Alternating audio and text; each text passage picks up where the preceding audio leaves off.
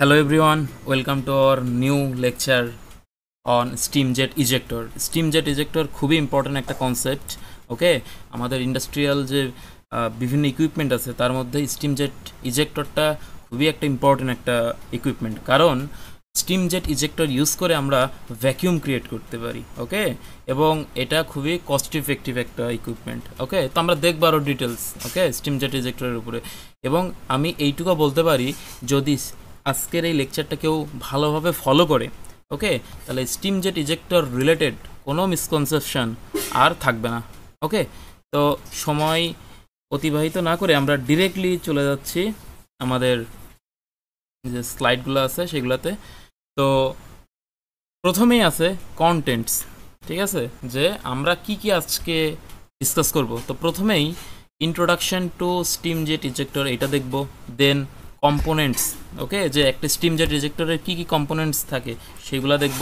তারপরে working principle, then uses, advantages, disadvantages, এবং লাস্টে আমরা steam jet ejector using in process vessel আর কি, আমরা প্রসেস ভেসেলে স্টিম জেট ইজেক্টরের ব্যবহারটা দেখব আর কি। ওকে, তো প্রথমেই আসি introduction to steam jet ejector. Okay, তো এই যে প্রথমেই একটা কথা লিখছি আমি, যে a steam jet ejector is a device that uses high pressure. খুবই একটা ইম্পর্টেন্ট একটা ওয়ার্ড, যে হাই প্রেশার স্টিম, ঠিক আছে, that uses high pressure steam to create a vacuum or to move gases or vapours. Okay, তো এখন প্রশ্ন কিভাবে, আচ্ছা তা সেটা বুঝতে গেলে এই যে দ্বিতীয় লাইনটা আমরা একটু ফলো করি। দ্বিতীয় যে বুলেট পয়েন্ট দিছি আমি, যে it operates on the principle of converting the pressure energy of the system into kinetic energy, which in turn entrains the gases or vapours and moves them out of the system. এটাই হওয়ার উচিত কিনা, কারণ আমি যদি একটু খেয়াল করি, আমি সাপোজ পেন নেই যদি, তো আমি প্রথমে এখানে চিন্তা করি যে আমার এটা হচ্ছে 0.1, ঠিক আছে, আর এটা হচ্ছে আমাদের 0.2, সাপোজ এটা হচ্ছে আমাদের 0.1, ঠিক আছে, আর এটা হচ্ছে আমাদের 0.2। এখন আমি এই 0.1 এবং 0.2তে যদি আমাদের যে মেকানিক্যাল এনার্জি ইকুয়েশন বা আমরা যেটাকে বলি বার্নৌলি ইকুয়েশন, সেটা যদি আমি মানে এখানে অ্যাপ্লাই করি, তাহলে আমরা জানি যে এখানে কী হবে। 0.1-এর জন্য আমার প্রেশার এনার্জি বা প্রেশার হেড, আমি যদি হেডে বলি প্রেশার হেড হইতে পারে, আমি সাপোজ এনার্জি বললাম।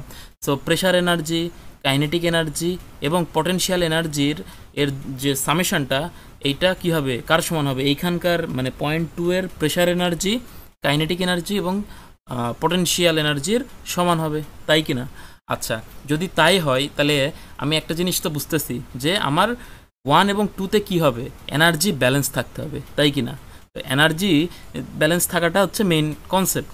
এখন আমার এইখানে যদি সাপোজ যেই ভেলোসিটিটা আছে, ঠিক আছে, এই ভেলোসিটিটা যদি এখানে কম থাকে 1.1-এ, আর এইখানে যে 0.2-তে আমার ভেলোসিটি যদি বেশি থাকে, ঠিক আছে, তাহলে কি হবে, তাহলে নিশ্চয়ই 0.2-তে এসে আমার প্রেশার কমে যাবে, ঠিক কি না? কারণ আমার এখানে কাইনেটিক এনার্জি বেড়ে গেছে, দ্যাট মিনস ভেলোসিটি বেড়ে গেছে, তাহলে অবশ্যই প্রেশারকে কী হতে হবে, কমে যেতে হবে এনার্জি ব্যালেন্স হইতে গেলে, ঠিক কি না?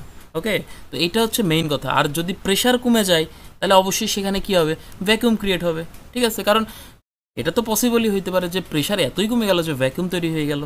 ওকে, নেগেটিভ গ্যাস প্রেশার আমরা যেটাকে বলি, এটা হইতেই পারে। তো এইটা হচ্ছে মেইন প্রিন্সিপালটা আর কি আমাদের স্টিম জেট ইজেক্টরের, ঠিক আছে।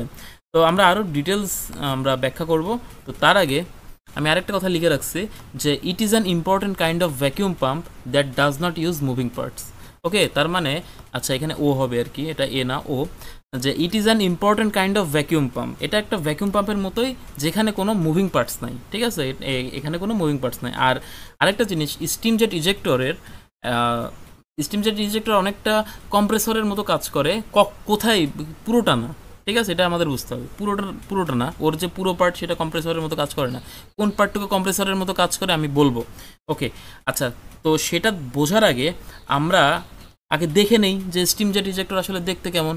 তো এই যে এখানে একটা 3টা ডায়াগ্রাম দিছি, এই যে স্টিম জেট ইজেক্টরের, এগুলো হচ্ছে স্টিম জেট ইজেক্টর আর কি, আমি গুগল ইমেজেস থেকে নিছি। আচ্ছা, এইবারে আসি যে কম্পোনেন্টস, কি কম্পোনেন্টস আছে স্টিমজেট ইজেক্টরে, ঠিক আছে। যে প্রথমে আছে নজল, ওকে, দেন আছে mixing chamber, diffuser, suction chamber, motive fluid inlet, then throat আর আউটলেট অথবা ডিসচার্জ। আচ্ছা, টোটাল 1 2 3 4 5 6 7 ধরনের কম্পোনেন্টস আছে। এখন আমরা দেখি এই যে আমাদের যে ডায়াগ্রামটা আছে এটা হচ্ছে একটা স্টিমজেট ইজেক্টরের একটা ইলাস্ট্রেটিভ একটা ডায়াগ্রাম। তো এইখানে আমরা দেখি যে কোন পার্টটার নাম কি। প্রথমেই এই যে আমরা এখানে বলছিলাম যে নজল, তো এখানে আমি স্পেসিফাই করেছি স্টিম নজল, তার মানে স্টিম আর কি এখানে ইনলেট হবে আর কি, এই জন্য আমি স্টিম নজল বলতেছি ইন জেনারেল আর কি। আচ্ছা, তো স্টিম নজল এটা। এরপরে এই যে স্টিম নজল এটা, এরপরে হচ্ছে মিক্সিং চেম্বার, এই যে এইটুকু হচ্ছে আমাদের মিক্সিং চেম্বার, এই যে পয়েন্টের দিকে খেয়াল করি এইটুকু হচ্ছে আমাদের মিক্সিং চেম্বার এইটা। আচ্ছা, এরপরে আছে আমাদের ডিফিউজার। ডিফিউজার হচ্ছে এই যে এই পুরো এরিয়াটুকু, এটা হচ্ছে আমাদের ডিফিউজার। ওকে, ডিফিউজার মানে হচ্ছে যে এই যে আস্তে আস্তে এরিয়া বাড়তেছে না, এই যে আস্তে আস্তে এরিয়া বাড়তেছে, এটা হচ্ছে ডিফিউজার, মানে এরিয়া লেন্থের অ্যাক্রসে ইনক্রিজ করতে থাকে আর কি, ঠিক আছে। এরপরে আছে আমাদের সাকশন চেম্বার, এইটা হচ্ছে আমাদের সাকশন চেম্বার, এই যে এই পুরোটা হচ্ছে আমাদের সাকশন চেম্বার। আচ্ছা, এরপরে আছে স্টিম ইনলেট, এই যে স্টিম ইনলেট, এদিক দিয়ে স্টিম ইনলেট করে, হাই প্রেশার স্টিম ইনলেট হয় আর কি এদিক দিয়ে, যেটাকে আমরা মোটিভ ফ্লুইড বলতে, আমাদের মোটিভ ফ্লুইড এক্ষেত্রে হচ্ছে স্টিম। ওকে, এই জন্য আমরা মোটিভ ফ্লুইডও বলতে পারি। তো আমরা ইন জেনারেল আমরা স্টিম নিয়ে যেহেতু স্টিম জেট ইজেক্টর ডিসকাস করতেছি, তো আমরা স্টিম ইনলেট বললাম আর কি।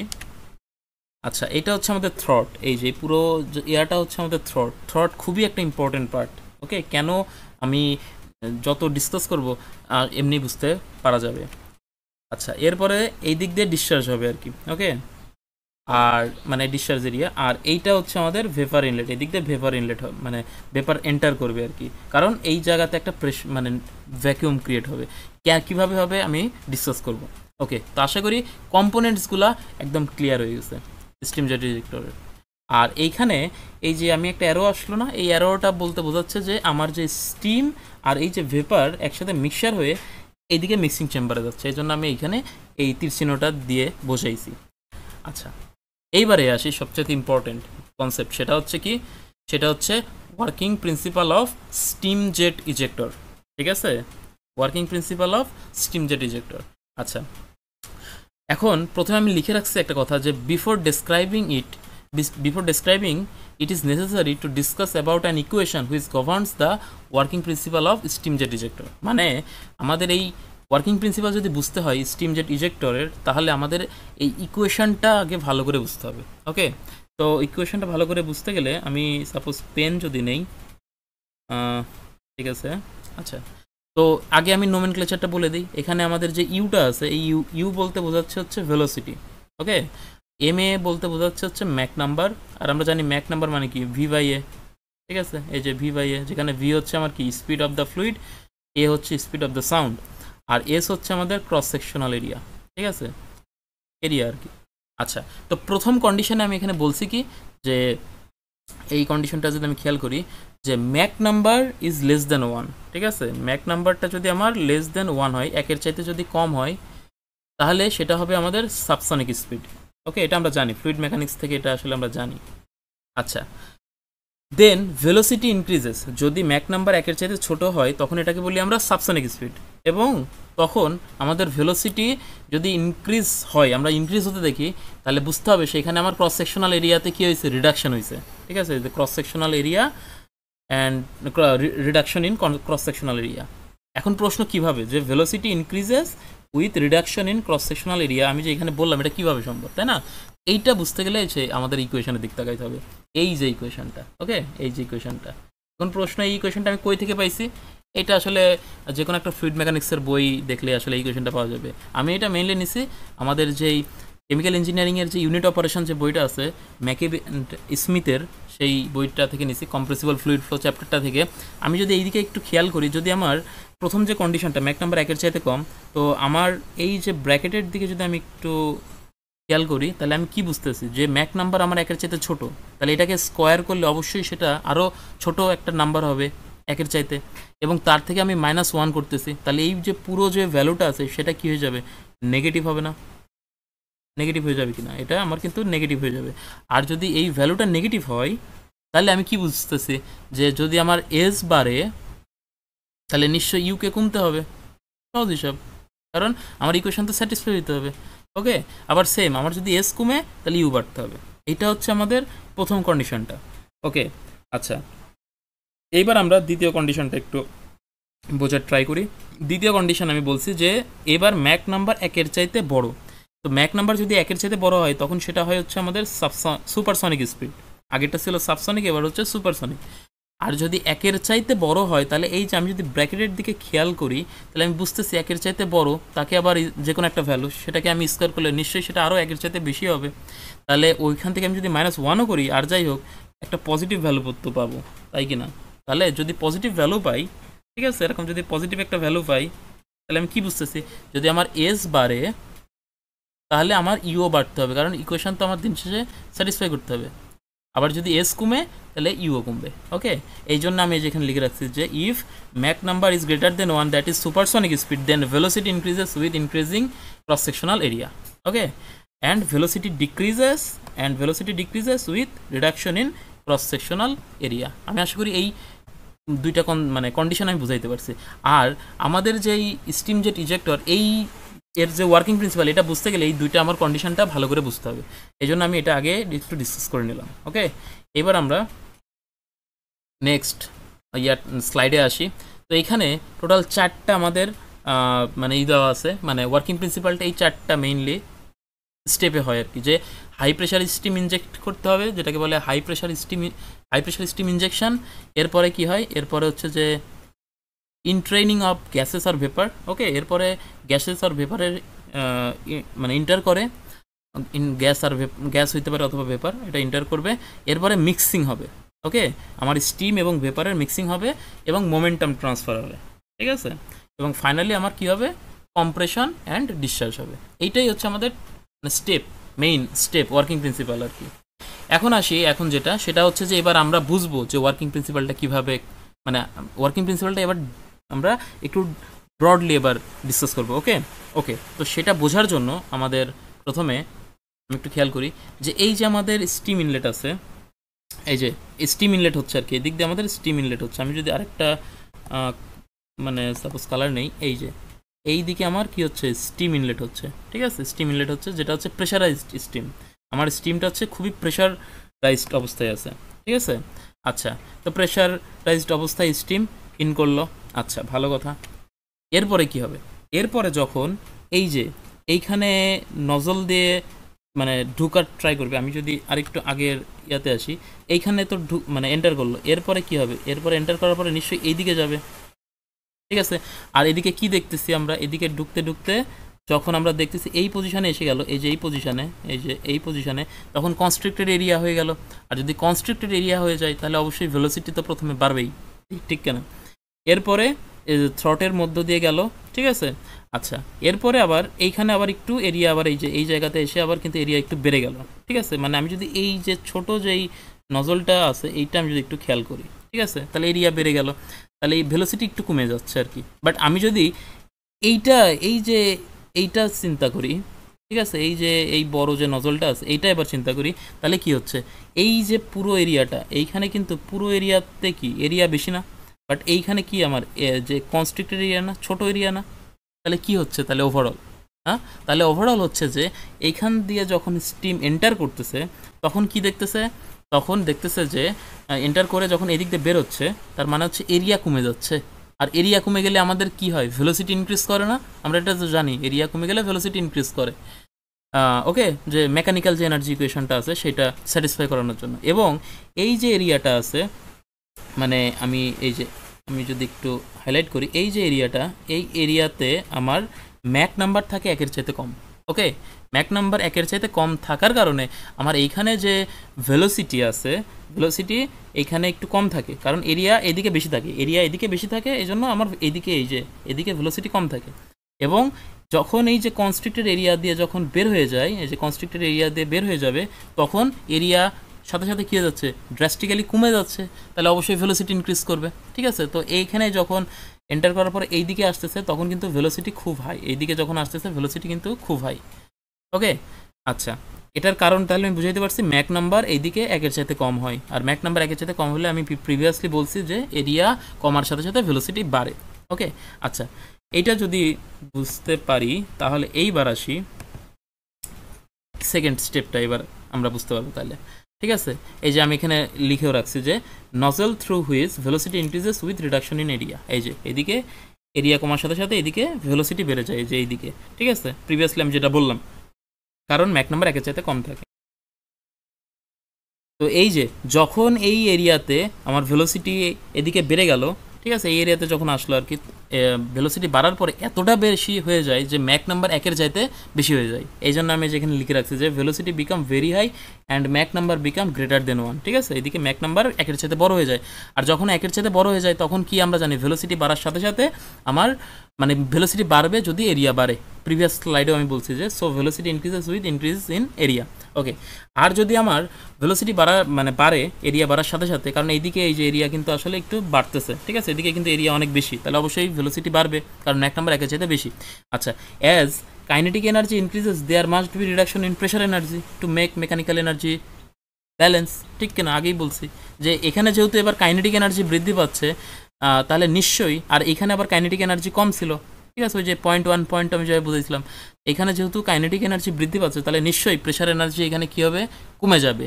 আর এখানে প্রেশার এনার্জি বেশি ছিল, আর তাহলে এখানে নিশ্চয়ই প্রেশার এনার্জি কম হবে, ঠিক কিনা।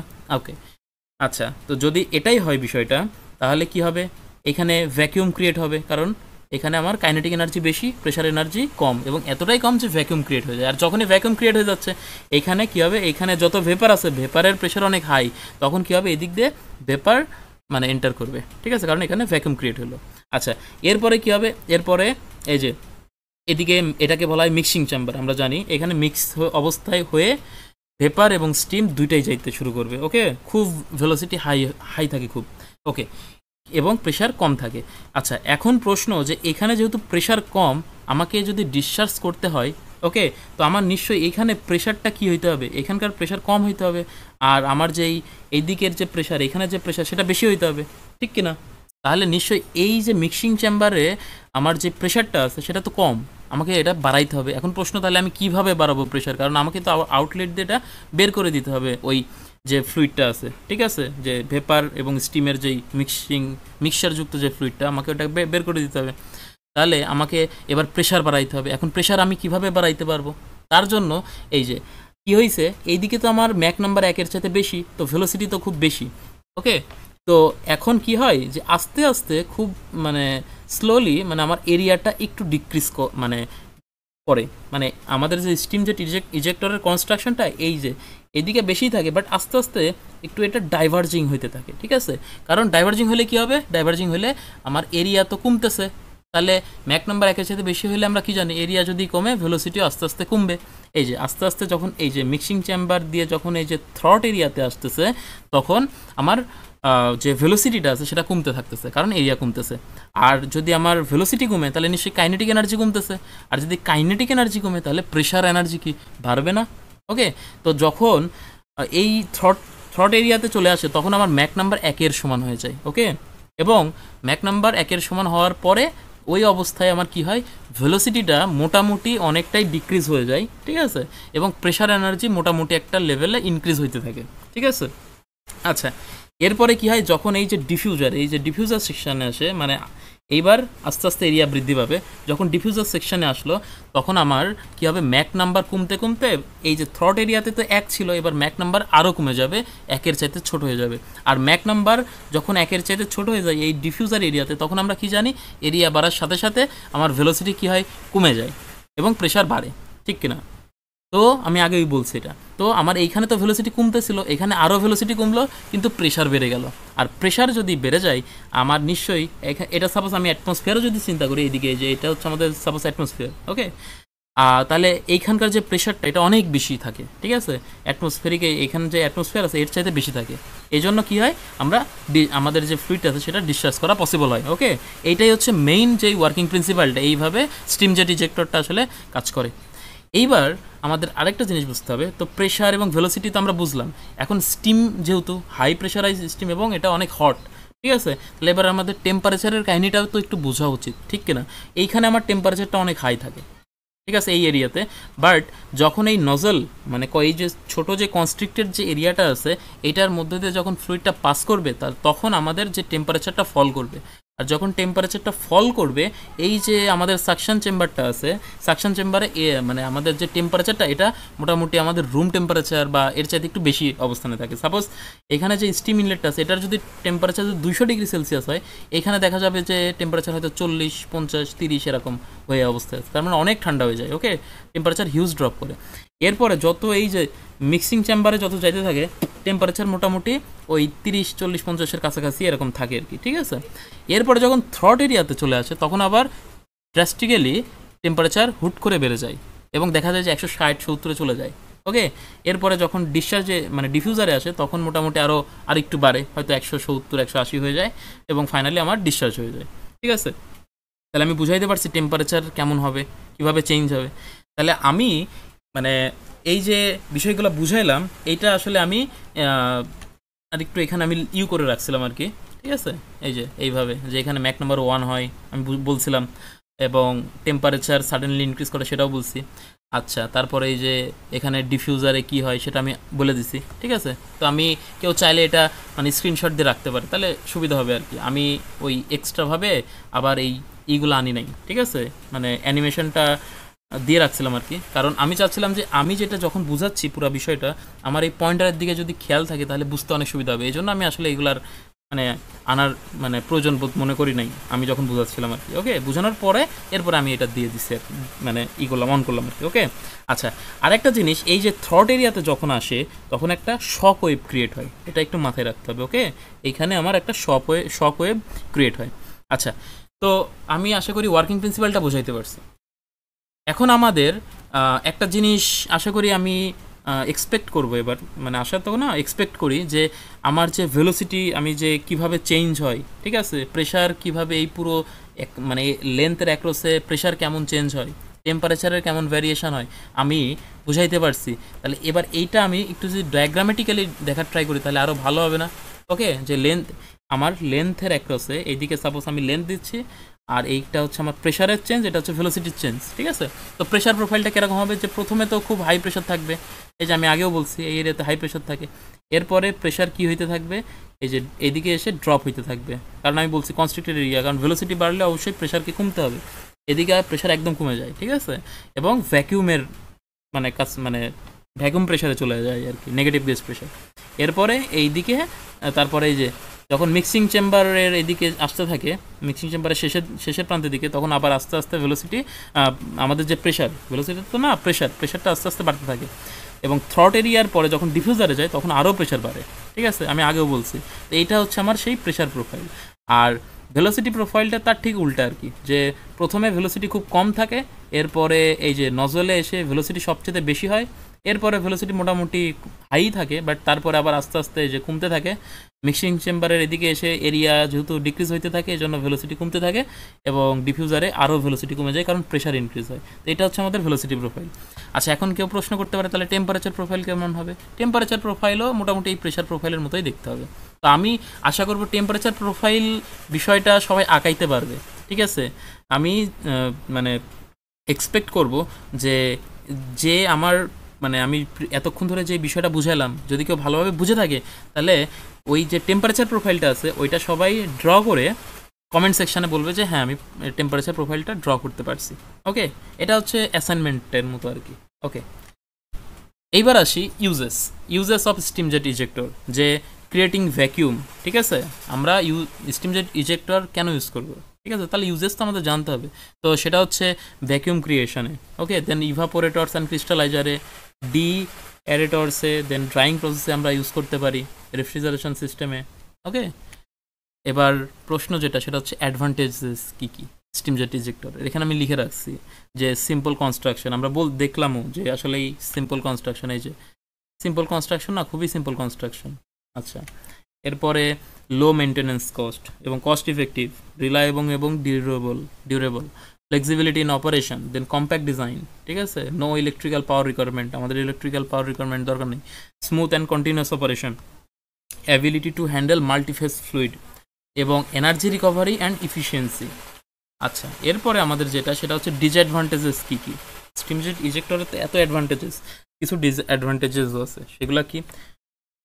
লো efficiency, then limited pressure increase, ঠিক আছে, then dependence on motive fluid, কারণ আমার মোটিভ ফ্লুইডের উপরে ডিপেন্ডেন্সি থাকবেই অবশ্যই। এরপরে sensitivity to operating condition, then noisy operation, okay, flow rate limitation, potential for erosion and corrosion. আমি এক্সপেক্ট করবো সবাই ইরোশন এবং করোশনের মধ্যে মানে বেসিক যে ডিফারেন্সটা সেটা সবাই বুঝে।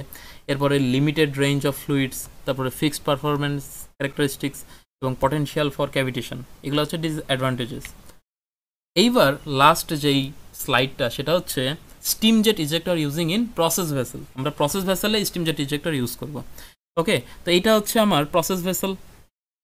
এইখানে সাপোজ কোনো একটা কম্পোনেন্ট আছে যেটা হয়তো সময়ের সাথে সাথে বা আমার কি বলে প্রসেসের হয়তো কোনো একটা কারণে হয়তো এখানে ভ্যাপার বা এরকম সামথিং বাবল ক্রিয়েট হচ্ছে, তো আমি চাচ্ছি যে এই ব্যাপারটা আমি বের করে দিতে, ঠিক আছে, এটা আমার দরকার নেই। তাহলে আমি কী করতে পারি? আমি ভ্যাকুয়াম পাম্প ইউজ করতে পারি, কিন্তু ওটা খরচ সাপেক্ষ হবে, ঠিক আছে, ওখানে ইলেকট্রিক্যাল পাওয়ার রিকোয়ারমেন্ট দরকার হবে। কিন্তু আমরা চাইলে স্টিম জেট ইজেক্টর ব্যবহার করতে পারি ভ্যাকুয়াম পাম্প না ইউজ করে। ওকে, তো আমরা এই যে স্টিম জেট ইজেক্টর এরকম আমরা কি বলে কনস্ট্রাকশন করে এখানে সেট করে দিতে পারি। ফলে কি হবে, যখন আমার মোটিভ স্টিমটা হাই প্রেশারাইজ স্টিমটা এন্টার করবে, ঠিক আছে, এই যে কনস্ট্রিক্টেড এরিয়া, এই যে অরিফিস আছে না, এই যে আমি যদি কলম দিয়ে একটু দেখানোর ট্রাই করি, ওকে, এই যে আমার এই দিকে যে অরিফিসটা আছে, এই যে অরিফিসটা আছে, এই অরিফিস থেকে যখন বের হয়ে যাবে তখন ভেলোসিটি তো আমার কি খুব হাই, ঠিক আছে, ম্যাক নাম্বার তো খুবই হাই, ঠিক আছে। আচ্ছা, আমি অন্য কালার দিয়ে যদি দেখাই মেবি আরও সুবিধা হবে। এই যে এই এরিয়া দিয়ে তো আমার ভেলোসিটি খুবই হাই, ঠিক আছে, না কারণ ম্যাক নাম্বার একের চাইতে বেশি, তো অবশ্যই কী হবে, প্রেশার কমে যাবে, ভ্যাকুয়াম ক্রিয়েট হবে। তো ফলে এই যে আমার এই যে এখান থেকে যে ভেপারগুলো আছে সেগুলো কী হবে, এই দিকে এন্টার করবে, কারণ এখানকার প্রেশার আবার বেশি এখানকার প্রেশারের চাইতে, এই জন্য এইদিকে মানে সাকশন হবে। এরপরে কী হবে, এরপরে এই দিক দিয়ে এই যে পুরো এটা হচ্ছে মিক্সিং হবে, এইদিকে মিক্সিং হবে এবং মিক্সিং চেম্বারে মিক্সিং হয়ে ও আবার কি হবে, আস্তে আস্তে এই যে এরিয়া যেহেতু ড্রপ হচ্ছে, তাহলে আমার ভেলোসিটি কী হইতে থাকবে, ড্রপ হইতে থাকবে, প্রেশার আস্তে আস্তে ইনক্রিজ করবে। আর এই যে যখন আমার থ্রট এরিয়াতে একদম ডিরেক্টলি চলে আসলো, এই যে থ্রট এরিয়াতে চলে আসলো, ঠিক আছে, তখন আমার কি হবে, তখন আমার ম্যাক নাম্বার একের সমান হয়ে যাবে। আমি আগেও বলছি ম্যাক নাম্বার একের সমান হয়ে যায়, আর একের সমান হয়ে গেলে আমার কি হয়, কি বলে ভেলোসিটি মানে মোটামুটি কমে যায়, ঠিক আছে। এরপরে যখন এই যে ডিফিউজার সেকশন চলে আসে, এই যে এটা হচ্ছে ডিফিউজার সেকশন, এখানে আমার এরিয়া তো এবার বাড়তেছে, আর এরিয়া বাড়ার সাথে সাথে আমার ভেলোসিটি কমে যাবে, ঠিক আছে, কারণ আমার এই জায়গাতে ম্যাক নাম্বার কত হয়ে যায়, ম্যাক নাম্বার কিন্তু আমার একের চাইতে ছোট হয়ে যায়, ঠিক আছে, একের চাইতে ছোট হয়ে যায়। আমার কাছে আসলে গ্রাফিক্স ট্যাবলেট নাই, এই জন্য আসলে লেখাটা একটু টাফ। তো যাই হোক, তো ম্যাক নাম্বার একের চাইতে ছোট হয়ে যায়, তো এই জন্য আমার কি হয়, এরিয়া বাড়ার সাথে সাথে এবার ভেলোসিটি কমতে থাকে। ওকে, এবং তার মানে কি, ভেলোসিটি কমার অর্থ কাইনেটিক এনার্জি আমার কমে যাচ্ছে, আর কাইনেটিক এনার্জি কমার অর্থটাই হচ্ছে যে আমার ভেলোসিটি প্রেশার এনার্জি বৃদ্ধি পাচ্ছে। তাহলে এই যে এরিয়া দিয়ে আমার প্রেশার বেড়ে গেল, এবং ফাইনালি আমার এইখানকার যে সাপোজ এইখানে যেই অ্যাটমসফিয়ারও যদি থাকে, এইখানকার যেই প্রেশারটা আছে সেটা মোটামুটি কম থাকে এইখানকার প্রেশারের চাইতে, এইখানের প্রেশার বেশি থাকে। ওকে, এদিকের প্রেশারটা বেশি থাকে, তাহলে কি হলো, এই যে ডিসচার্জ হয়ে গেল। ওকে, যে এখানে আমি লিখে রাখছি যে ডিসচার্জ ফ্লো, ঠিক আছে। তাহলে এইভাবে হচ্ছে স্টিম জেট ইজেক্টরটা কাজ করে। আর আরেকটা জিনিস সেটা হচ্ছে, আমি ওই যে বলছিলাম না যে থ্রট এরিয়াতে হঠাৎ করে টেম্পারেচার খুব বেশি বেড়ে যায়, এখন আমি কিভাবে বুঝবো, তাই না, এবং এখানে শক ওয়েভ ক্রিয়েট হয়, আমি আগেও বলছি। এইটা বোঝার জন্য আমরা একটা আইআর গান ইউজ করতে পারি, এই যে আমি এখানে দিয়ে রাখছি আইআর গান। আমরা চাইলে আমরা আইআর গান ইউজ করে আমরা দেখতে পারি যে কোন জায়গাতে স্টিম ইজেক্টরের কোন জায়গাতে আমার টেম্পারেচার খুব হঠাৎ করে খুব চেঞ্জ হয়ে গেছে, ঠিক আছে, ওর ঠিক আগে টেম্পারেচার খুব ঠান্ডা, বাট ওটার ঠিক পরে টেম্পারেচার খুব বেশি, এবং ওই পয়েন্টে যে সাপোজ এই মাঝখান পয়েন্টে টেম্পারেচার খুবই হাই হঠাৎ করে। এইটা আমরা এই আইআর গান বা ইনফ্রারেড গান ইউজ করে আমরা বুঝতে পারি, এবং তাহলে আমরা বুঝবো যে ওইটা হচ্ছে কি আমার ওইখানে ম্যাক নাম্বার 1, ঠিক আছে, যেখানে হঠাৎ করে টেম্পারেচার ইনক্রিজ করবে বুঝতে হবে সেখানে আমার ম্যাক নাম্বার 1। ওকে, তো আমি টোটাল যে স্টিম জেট ইজেক্টরের, ঠিক আছে, পুরো কনসেপ্ট আমি বোঝানোর ট্রাই করছি। তো আশা করি সবাই বুঝতে পারছে এবং ভিজুয়ালাইজ করতে পারছে। সবচেয়ে ইম্পর্টেন্ট জিনিসটা হচ্ছে ভিজুয়ালাইজেশনটা, ঠিক আছে। ভিজুয়ালাইজেশনটা যদি কেউ ভালোভাবে মানে করতে পারে, আমার মনে হয় না আমি যেভাবে আমার মনে হয় যে আমি যেভাবে বুঝাইছি আর কোনো মিসকনসেপশন বা কোনো বুঝতে অসুবিধা হওয়ার কথা না। ওকে, তো আজকের মতো এতটুকুই থাক আজকের লেকচারটা। আমরা নতুন কোনো লেকচারে আবার মানে নতুন কোনো টপিকস নিয়ে আমরা ডিসকাস করব। তো আজকের মতো এতটুকুই থাক, সবাইকে ধন্যবাদ।